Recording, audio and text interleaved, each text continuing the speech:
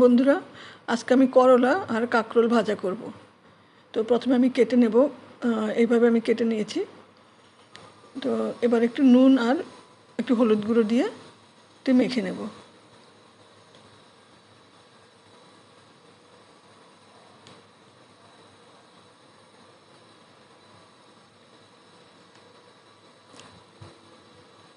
মেখে নিয়েছি। এবার কড়াইতে তেল গরম করে নেব।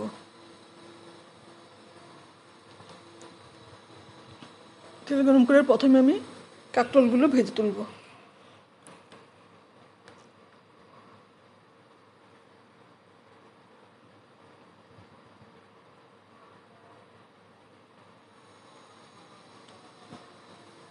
হয়ে গেছে কাঁকরোল ভাজা।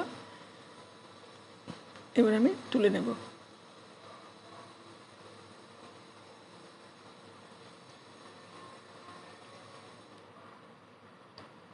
এবার এই গরম তেলেই আমি করলাগুলো দিয়ে দিলাম। করলাগুলো আমি ভেজে নেব। খুব বেশি কড়া করে ভাজবো না, মোটামুটি একটু হালকাই ভাজবো। হয়ে গেছে করলা আর কাঁকরোল ভাজা। গরম ভাতের সঙ্গে খুবই উপকারী খাবার।